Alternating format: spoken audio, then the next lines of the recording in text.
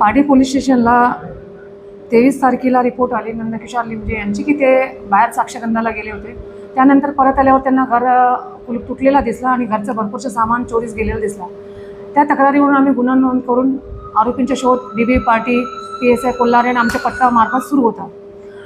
Patrolling दरम्यान संशयित आरोपी मिळून आला. त्याचं नाव आहे गुरुदेव उर्फ मिरची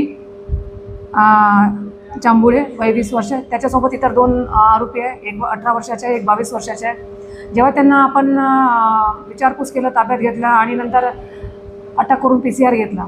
त्यानंतर त्यांनी आपल्या गुन्ह्यात जे त्यांनी चोरीस केलेले मुद्देमालचं सांगितलं. त्याप्रमाणे त्यांनी एकूण आम्हाला 3 गुन्ह्यात माहिती दिली की त्यांनी आमच्या हद्दीत पार्टीमध्ये 3 गुन्हे केले आणि 3 गुन्ह्यामध्ये सोन्याचे दागिने, चांदीचे दागिने, इवन घरातले देवघरातले देव, दिवे, सायकल, TV, इतर साहित्य, असं भरपूर साहित्य त्यांनी चोरून नेलेलं होतं.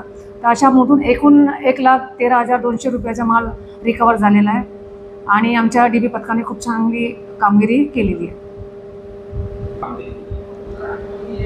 माननीय पोलीस उपायुक्त डॉक्टर रवींद्र कुमार सिंगल सर, त्याचप्रमाणे joint sir Nisar Tamboli sir, north region Pramod Shewale sir, DCP zone 5 Shri Kadam sir, ACP Kshirsagar sir, आम्ही स्वतः पोनी नंदा मनगटे, PSI कोल्हारे आणि DB पथकातले शैलेश आणि इतर कर्मचारी जे आहेत, या सर्वांनी ह्या तपासामध्ये खूप मदत केली आणि वरिष्ठांच्या मार्गदर्शनानुसारच आम्ही हा गुन्हा उघडकीस आणलेला आहे.